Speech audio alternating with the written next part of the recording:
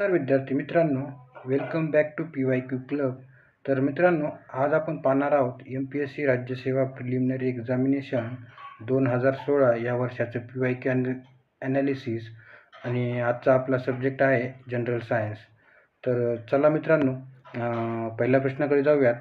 तर आजचा पहिला प्रश्न आहे, which of the following two statement is are correct. तर पहिलं स्टेटमेंट आहे, मॅग्नेटिक रिझोनन्स इमेजिंग म्हणजे MRI generates thin section images of any part of the human body. आणि दुसरं स्टेटमेंट आहे, CT scan is superior to X-rays and MRI. तर मित्रांनो, याचं उत्तर आहे ऑप्शन ए, म्हणजे ओनली ए स्टेटमेंट हे बरोबर आहे. तर आता याचं एक्सप्लेनेशन पाहणार आहोत.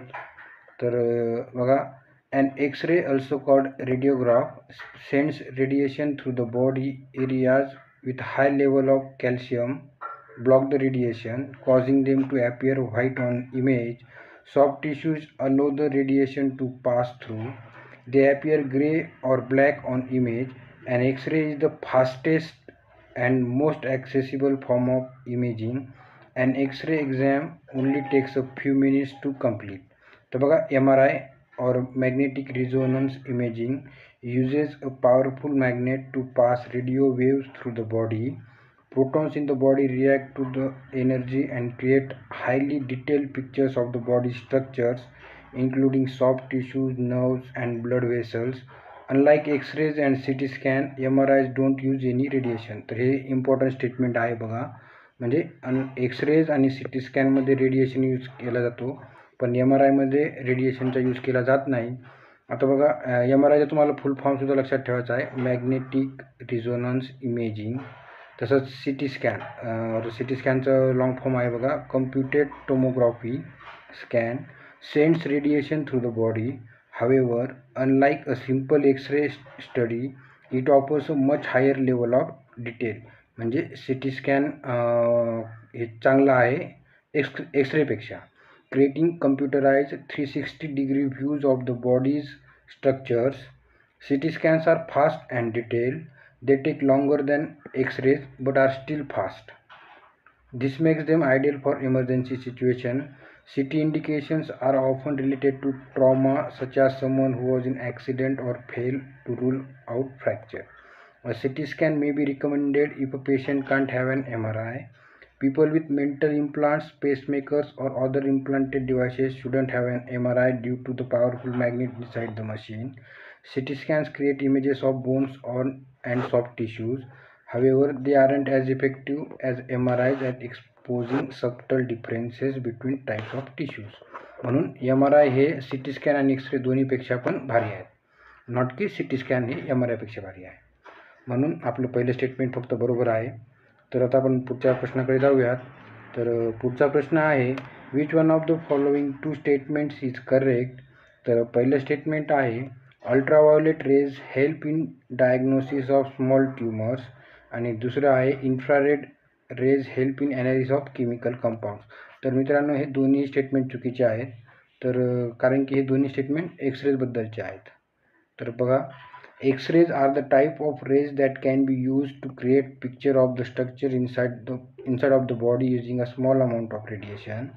It can help the doctor find a tumor. Hence, statement 1 is not correct.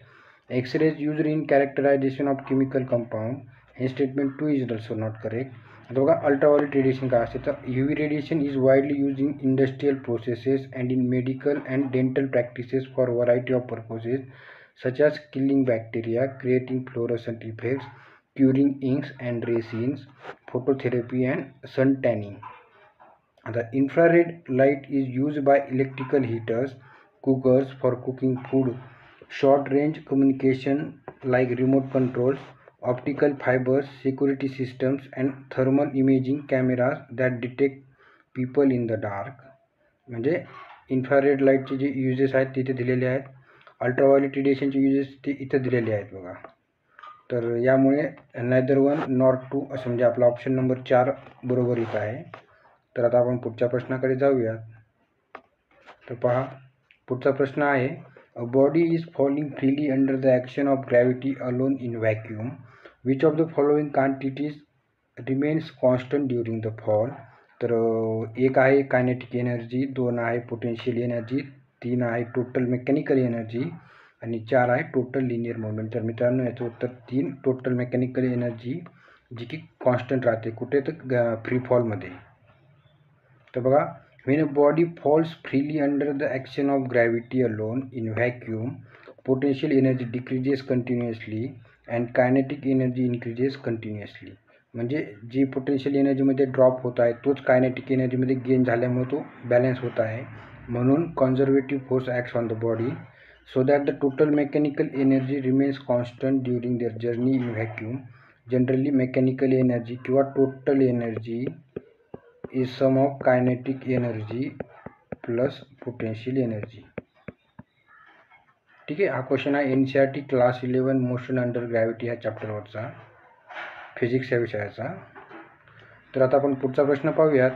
An important mechanism of salt regulation in human body is perform by adrenal glands which are located. तर आपल्याला विचारलं आहे की adrenal glands जे आहेत ते location कुठे आहे. तर बघा, इन द किडनीज पहिला ऑप्शन आहे, दुसरा आहे ओव्हर द किडनीज, तिसरा आहे अपोजिट टू द किडनीज आणि चौथा आहे इन बिटवीन टू किडनीज. तर मित्रांनो याचं उत्तर option number 2 over the kidneys येते. तर बघा, आता आपण पाहणार आहोत की ॲड्रिनल ग्लँड्स काय असते आणि त्यांचे कोणकोणते हॉर्मोन्स रिलीज करतात. तर बघा, इथं फोटोमध्ये दाखवल्याप्रमाणे जी हे किडनीज आहेत आणि किडनीच्या वरचा जो भाग आहे तिथं ॲड्रिनल ग्लँड दोन्ही किडनीवरती असतात. The adrenal glands are found on top of each kidney. Even the name adrenal directly refers to their location. Ad म्हणजे नियर आणि रिनल म्हणजे किडनी, म्हणजे नियर किडनी, म्हणून ॲड्रिनलचा अर्थच असा होते की near kidney. Adrenal gland hormones. आता हे जे ग्लँड्स आहेत ॲड्रिनल ग्लँड्स ते कोणकोणते हॉर्मोन्स रिलीज करतात ते आपण पाहणार आहोत. तर पहिला हार्मोन आहे epinephrine, also called adrenaline. This hormone rapidly responds to stress by increasing the heart rate and raising blood glucose levels in the blood. दूसरा है norepinephrine, also called noradrenaline. This hormone works with epinephrine in reacting to stress. Its primary function is to mobilize the body and brain for action. Third hormone आहे बघा, hydrocortisone. It is commonly known as cortisol or a steroid hormone. It is involved in regulating body functions like conversion of fats and carbohydrates to energy and also plays a vital role in other metabolic processes. Corticosterone.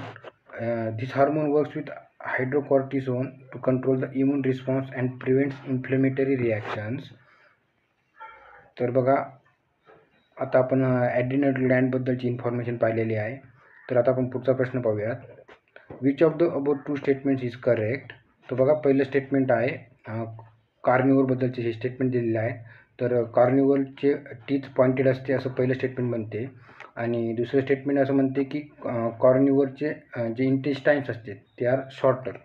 तर which of the above two statement is correct. तर मित्रांनो हे दोन्ही statement अगदी बरोबर आहे. तर आता आपण पाहणार आहोत कॉर्निवोर्स आणि हर्बिवोर्स. हर्बिवोर्स म्हणजे शाकाहारी, कॉर्निवोर्स म्हणजे मांसाहारी, यांचा आपण डिफरन्स पाहणार आहोत. तर बघा, herbivores are define as animals who feed on grass and other plant material for their survival. तर carnivores are define as animals that feed on animal meat flesh for their sustenance. आणि हर्बिवोरमध्ये दुसरा आहे बघा, plant sometimes become challenging to digest by herbivores. On the other hand कॉर्निवोर्समध्ये बघा, the flesh is always easy to digest as compared to plants. The herbivores animals have grinding teeth and flat mouths because of eating plants and shrubs. The carnivorous animals have sharp teeth and claws which help them in tearing their prey. Herbivores मध्ये बघा, carbohydrate digestive enzyme is present in plant eating animal आणि carnivores मध्ये do not possess any such kind of enzyme in their saliva. आणि herbivores मध्ये बघा, can easily detoxify vitamin A आणि carnivores do not possess such an ability of detoxification.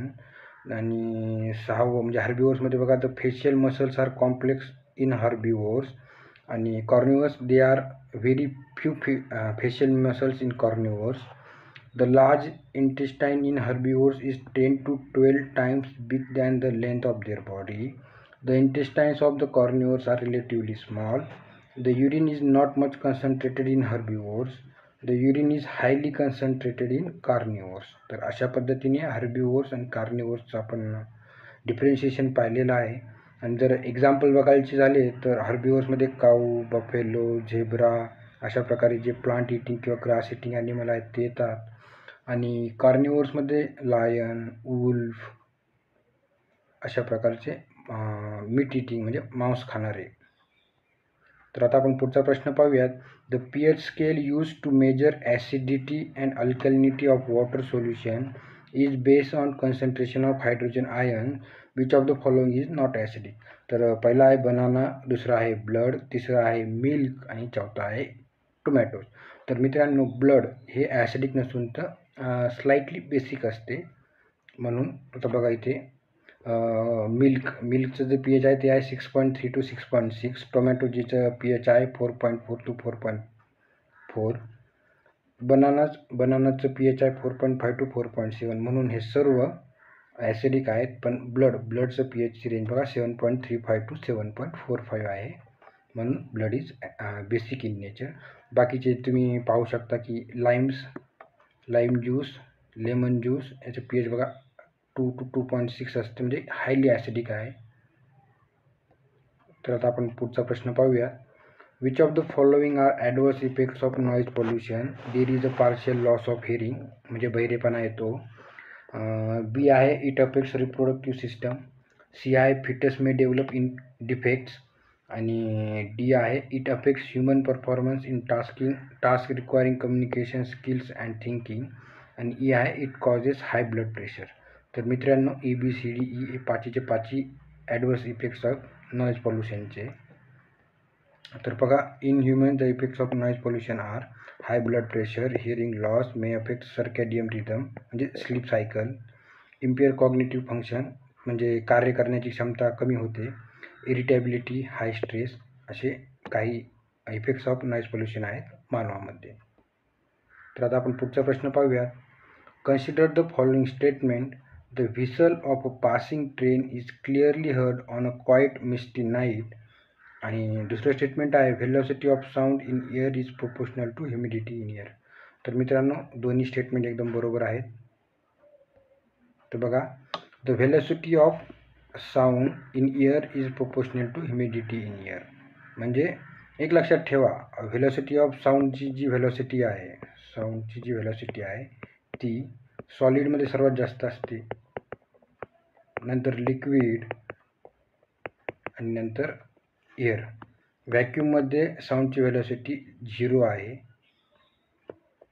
तर बघा, the whistle of a passing train is clearly heard on a quite misty night since the speed of sound depends on density of the medium. म्हणजे हे लक्षात ठेवा. And increase in humidity causes and increase in density of sound. बघा, इथं काय म्हणलं होतं की the speed of sound depends on density of the medium आणि increase in humidity causes increase in density of the medium.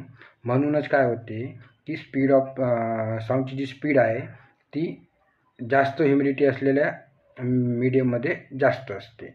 Because of humidity there is a 0.1 to 0.6 times change in speed of sound. The speed of sound in an ideal gas doesn't depend on pressure and density of the medium. The individual contribution of these two factors in determining the speed of sound is countered by each other. Hence, both the statements are correct. तर पहा, आता आपण पुढचा प्रश्न पाहणार आहोत. Which of the following are examples of electromagnetic waves? बघा, पहिला आहे टेलिव्हिजन वेव्ज, दुसरा आहे अल्ट्राव्हायोलेट रेज, तिसरा आहे एक्स रेज आणि चौथा आहे सनलाईट रेज. तर मित्रांनो, ABCD चारी इलेक्ट्रोमॅग्नेटिकचे वेव्ज आहेत. सनलाईट रेज म्हणजे लाईट रेज आहेत. तर पहा, आपल्याकडे दोन टाईपचे वेव्ज असतात बघा. एक असते मेकॅनिकल वेव्ह आणि दुसरं असते नॉन मेकॅनिकल वेव्ह. तर मेकॅनिकल वेव्हची डेफिनेशन बघा. The wave that require material medium like solid, liquid and gas for their propagation म्हणजे ट्रॅव्हल करण्यासाठी आर कॉल्ड मेकॅनिकल वेव्ह. आणि नॉन मेकॅनिकल वेव्ह म्हणजे बघा, the wave that do not require medium for their propagation that is which can propagate even through the vacuum are called non mechanical waves. Light, heat are examples of non-mechanical waves. आता बघा, all electromagnetic waves are non-mechanical waves. बघा आता खाली म्हणते properties of electromagnetic waves.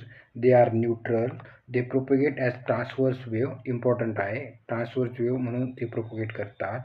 They travel with velocity of light, लाईटच्या व्हेलॉसिटीने ते travel करतात. They contain energy and momentum, त्यांच्याकडे एनर्जी अँड मोमेंटम दोन्ही असते. This concept was introduce by Maxwell. तर हे नाव पण इम्पॉर्टंट आहे. Following waves are not electromagnetic waves. बघा cathode rays, canal rays, alpha beta rays, sound wave and ultrasonic waves, these are not electromagnetic waves. तर पहा इथे इलेक्ट्रोमॅग्नेटिक स्पेक्ट्रमचा जो चार्ट आहे तो दिलेला आहे. बघा सर्वात जर वेवलेंथनुसार बघा ही वेवलेंथ दिलेली आहे 10⁻⁻12 सर्वात कमी, मग हळूहळू असे या साईडनं इन्क्रीज होत जाते वेवलेंथ. तर बघा गॅमा रेजची जी वेवलेंथ आहे 10⁻⁻12च्या रेंजमध्ये येते. एक्स रेजची 10⁻⁻10च्या रेंजमध्ये येते. अल्ट्राव्हायोलेटची 10⁻⁻8 येते. व्हिजिबलचा जो स्पेक्ट्रम आहे तो 5 × 10⁻⁻6च्या रेंजमध्ये आहे. इन्फ्रारेड 10⁻5, मायक्रोवेव्ह 10⁻1 आणि रेडिओ वेव्स 10⁻3 मध्ये येते. आता बघा शॉर्ट जर वेवलेंथ असेल तर त्याची एनर्जी हाय असते आणि फ्रिक्वेन्सी पण हाय असते. तसंच जर वेवलेंथ लॉंग असेल तर त्याची एनर्जी लो असते आणि फ्रिक्वेन्सी पण लो असते. म्हणजे wavelength is inversely proportional to energy, तसंच wavelength is inversely proportional to frequency. तर पहा आता आपण पुढचा प्रश्न पाहणार आहोत. Mica is use in the iron for pressing clothes. In this connection which of the following two statement is are correct. तर पहा मित्रांनो, पहिलं स्टेटमेंट आहे mica is a good conductor of electricity आणि दुसरं स्टेटमेंट आहे mica is a good conductor of heat. तर मित्रांनो फक्त बी म्हणजे ऑप्शन 2 हे स्टेटमेंट बरोबर आहे. Mica is a bad conductor of electricity. बघा mica is used in electrical appliances such as electric iron because mica is good conductor of heat but a bad conductor of electricity. डायमंडबद्दल बघा, diamond is a bad conductor of electricity but a good conductor of heat. तसंच metals are good conductors of electricity but glass एक non metal आहे, is a bad conductor, म्हणून option 2 बरोबर येते. तर आता आपण पुढचा प्रश्न पाहूयात.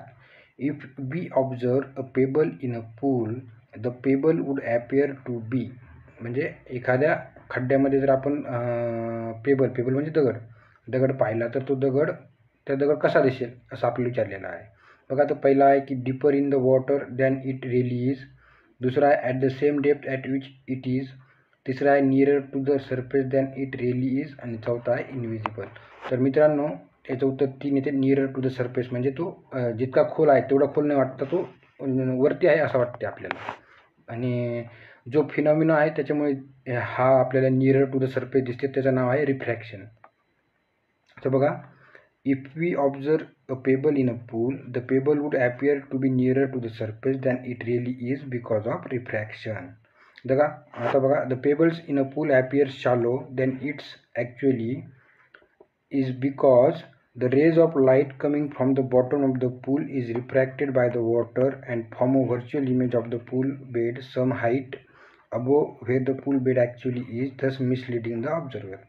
म्हणजे जे रेज बॉटम ऑफ द पूलवरून आपल्या आईसकडे येणार आहेत ते रिफ्रॅक्ट होतात कशामुळे, तो वॉटरच्या प्रेझेन्समुळे. आणि त्याच्यामुळे काय होते की व्हर्च्युअल इमेज ऑफ द पूल बनते. ती कुठं बनते की सम हाईट अबोव वॉटर, म्हणून आपल्याला की जो पेबल आहे तो नियर टू द सरफेस वाटते. तर पहा आता आपण पुढचा प्रश्न पाहूया. Which one of the following statement is are incorrect. The number of protons in a nucleus is called its atomic number. The total number of protons and neutrons constitute its mass number. तर मित्रांनो दोन्ही statement बरोबर आहेत, म्हणून neither A nor बी आपल्याला incorrect विचारलेलं आहे. लक्षात ठेवा काय विचारलेलं आहे. कधी कधी गडबडमध्ये आपण बोथ ए अँड बी मारून जाऊ, पण याचं उत्तर option 4 neither A nor B येत आहे. बघा atomic number and mass number both consider the number of proton present in a given element. तो atomic number is simply the number of protons in the given element and the mass number is the number of protons plus neutrons in an atom of the element. लक्षात ठेवा एखाद्या ॲटममध्ये protons आणि electron दोन्हीची संख्या same असते.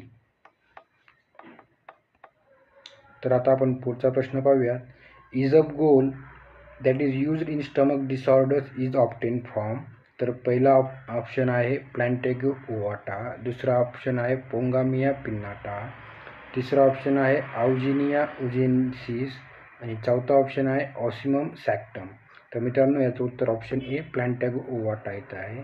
तर बघा इसबगोल standard 6 बायोलॉजीमधला क्वेश्चन आहे. Isabgol is an anti diarrhoea medication. It is given to patient suffering from diarrhoea. It is obtained from the husk of plantago ovata seeds. बघा कोणत्या पार्टपासून सापडते तर हस्क ऑफ प्लॅन्टागो ओवाटा. तर पहा पुढचा प्रश्न असा आहे की how much blood flows through the kidneys per minute. म्हणजे एका मिनिटात किडनी म्हणून किती रक्त वाहते असा आपल्याला क्वेश्चन विचारलेला आहे. तर पहिला ऑप्शन आहे 1 लिटर, दुसरा आहे 0.75 लिटर, तिसरा आहे 0.5 लिटर आणि चौथा आहे 0.25 लिटर. तर मित्रांनो याचं उत्तर 1 लिटर ऑप्शन 1 हे अगदी बरोबर उत्तर आहे. तर पहा kidneys are an important organ as it filters excess water and harmful toxin from the blood. Most vertebrates in animal kingdom have kidneys that essentially perform the same function. However, they greatly differ in structure and the way they perform their function. Every day, the average human kidney filters about 112 to 144 liters of blood to produce 0.94 to 1.7 liters of urine every day. Around 1 liter of blood flows through the kidney per minute. Kidneys also produce hormones that regulate various bodily functions. Renin is one such hormone that regulates blood pressure. बघा लक्षात ठेवा, renin is hormone that regulates blood pressure. The basic functional unit of kidney are called nephrons and they help in filtering blood. The kidneys are made up of millions of nephrons. Kidney stone म्हणजे मुतखडा. Kidney stone is a condition where minerals present in urine clump or become crystallize growing large enough to block the flow of urine. The average human kidney is no bigger than close fist and weighs just under 0.4 kg. तर मित्रांनो जसं की एका मिनटामध्ये 1 litre blood flow होते, तसंच हार्टमध्ये per minute जवळजवळ 4 ते 6 लिटर ब्लड फ्लो होते. पण ऑन ॲन ॲव्हरेज आपण 5 लिटर हार्टमध्ये ब्लड फ्लो होते असं मानू शकतो पर मिनिट. तर पहा पुढचा प्रश्न आहे which of the following 2 statement is are correct. Subsidies are akin to steroids as prescription. आणि दुसरा आहे स्टेरॉइड्स प्रॉमिस एन्ड्युरिंग केअर. तर मित्रांनो दुसरं स्टेटमेंट चुकीचं आहे, पहिलं ओनली 1. तर पहा steroids are man made versions of chemical known as hormones that are made naturally in the human body. Steroids are designed to act like these hormones to reduce inflammation. They are also known as corticosteroids and are different from anabolic steroids used by bodybuilders and athletes to boost their performance. बघा side effects of steroid दिलेले आहेत. Indigestion और heartburn, increased appetite which could lead to weight gain, difficulty in sleeping, changes in mood and behavior such as feeling irritable or anxious, and increased risk of infection especially chickenpox, shingles and measles, high blood sugar or diabetes, the weakening of the bones म्हणजे osteoporosis नावाचा जो रोग होतो तो पण side effects of steroid आहे. हाय blood pressure एक आहे. बघा subsidies are akin to steroids as prescription since subsidies have short term benefit but in long term as in case of steroids it is not good for economic health of the country. हे the statement is correct. म्हणजे जसं की steroids आपल्या बॉडीला साठी चांगले नाही आहे किंवा हेल्दी नाही आहे, तसंच सबसिडीज इकॉनॉमीसाठी हेल्दी नाही आहेत.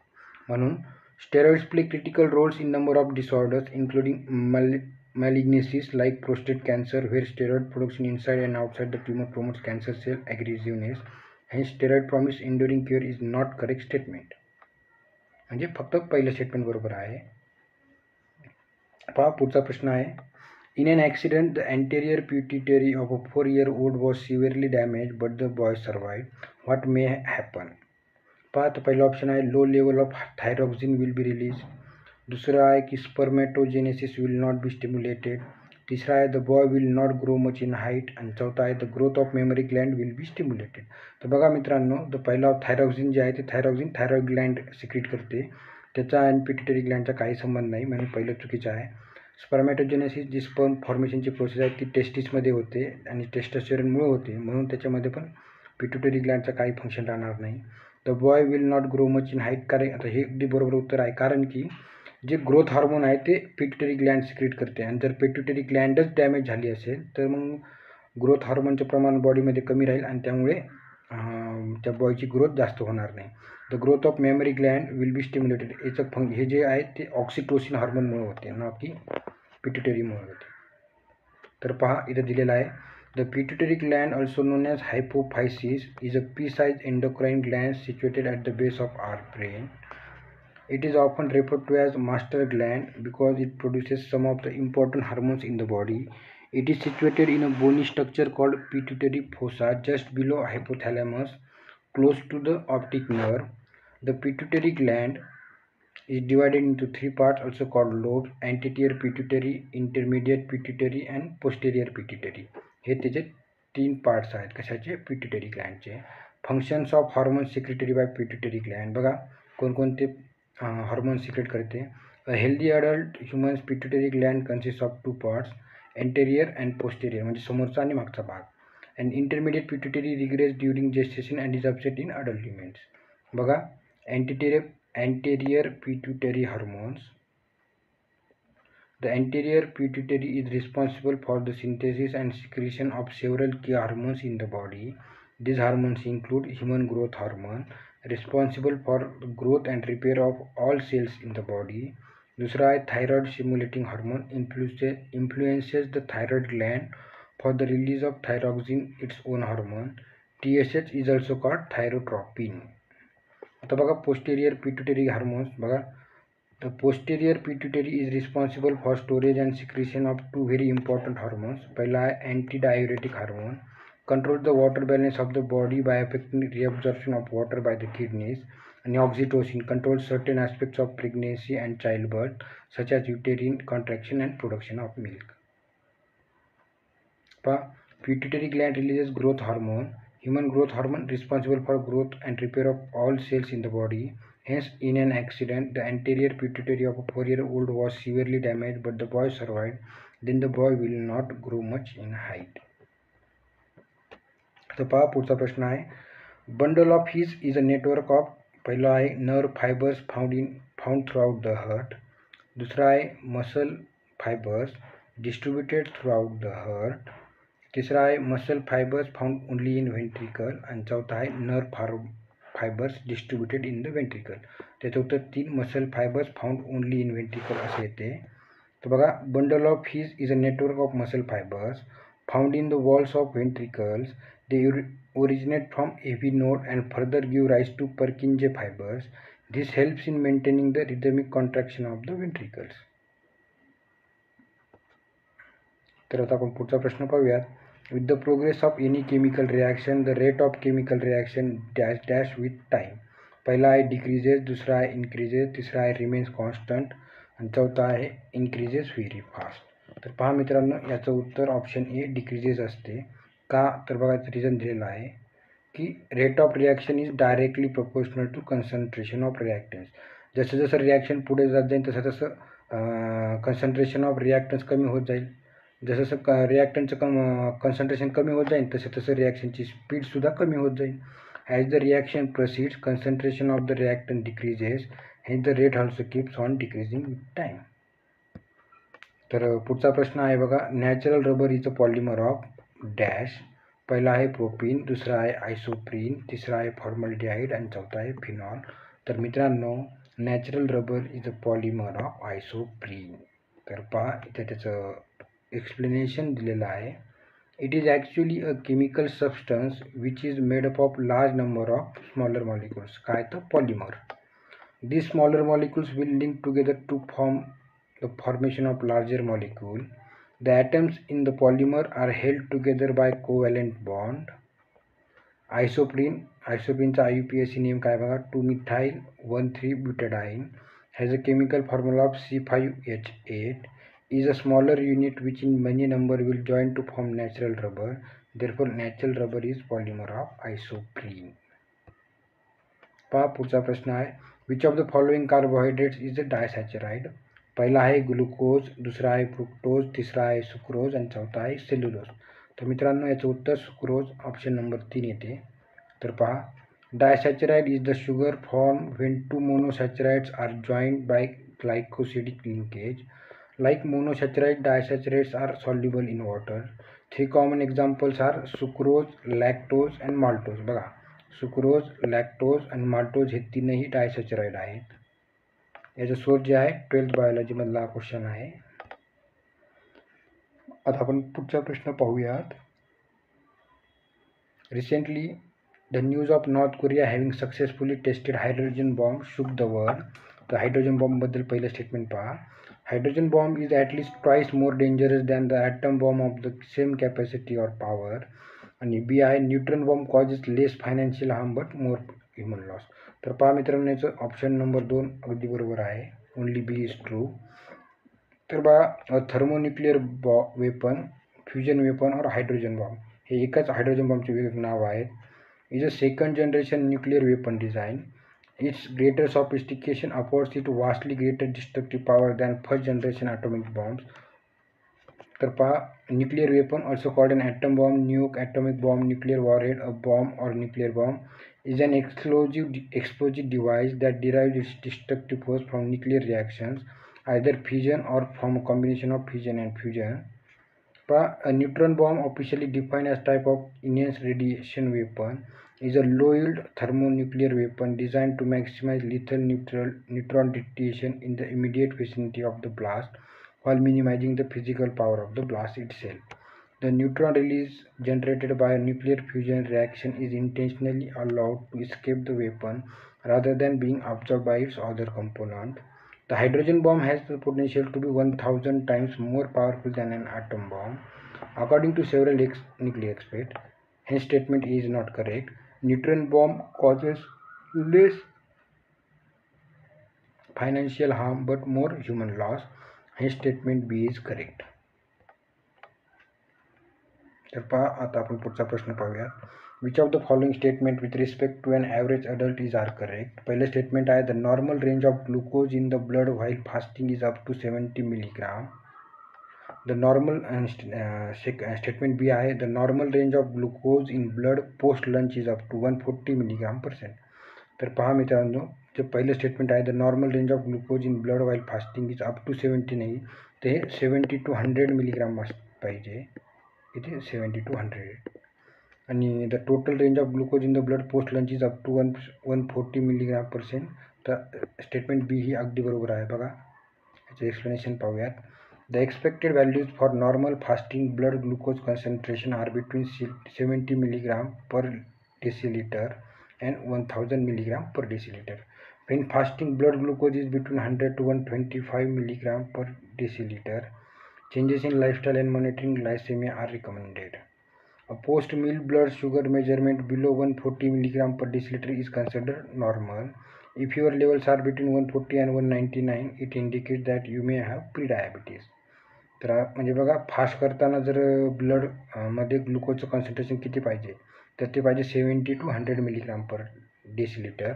आणि जेवण केल्याच्यानंतर किती पाहिजे, तर ते पाहिजे अप टू म्हणजे 140 अप टू 140 पाहिजे, 140पेक्षा जास्त नाही पाहिजे.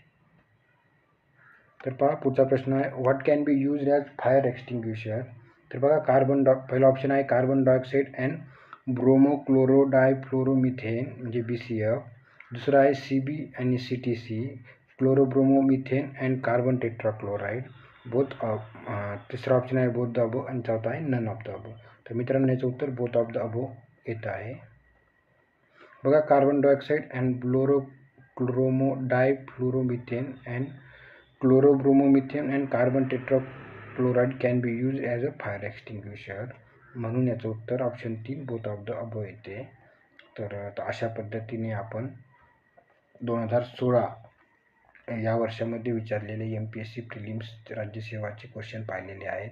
जर तुम्हाला हा व्हिडिओ आवडला असेल तर लाईक आणि सबस्क्राईब करा आणि तुमच्या मित्रांना शेअर करा. जर तुम्हाला काही डाऊट असेल तर कमेंटमध्ये विचारा आणि आपलं टेलिग्रामचं चॅनल जॉईन करा. तिथं आपण याची PDF शेअर केलेली आहे. Thank you very much.